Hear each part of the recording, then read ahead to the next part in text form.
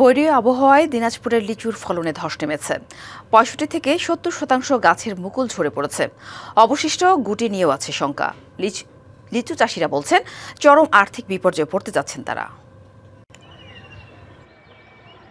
দেশে লিচুর রাজধানী হিসেবে খ্যাত দিনাজপুর, মিষ্টি স্বাদের কারণে এখানকার লিচুর চাহিদা সারা দেশেই।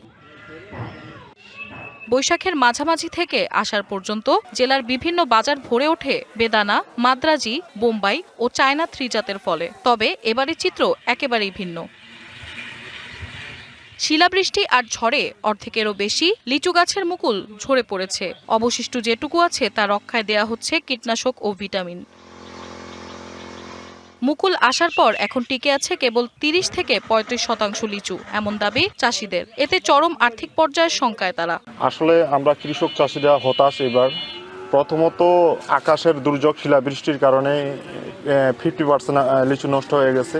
তো গতবার থেকে এবার লিচুর খুব খারাপ। খাবার লিচু হবে কিনা এরকম একটা ব্যাপার স্যাপার।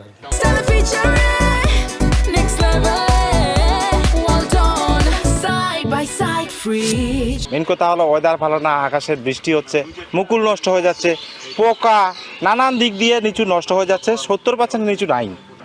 এখনো লিচু কেবল গুটি অবস্থায় আছে। আশা করছি যে আগামী 45 থেকে 50 দিনের মধ্যে লিচুটি বাজারে আসবে। তো সেই ক্ষেত্রে যদি এই আবহাওয়া বিরাজমান থাকে, বিশেষত শিলাবৃষ্টি এবং দফায় দফায় ঝড়, তাহলে লিচুর উৎপাদনটা একদম আশঙ্কাজনকভাবে নেমে যেতে পারে। দিনাজপুর জেলায় প্রায় 5700 হেক্টর জমিতে হয়েছে লিচুর আবাদ। ছোট বড় মিলিয়ে বাগানের সংখ্যা 10,000-এরও বেশি। DBC news desk.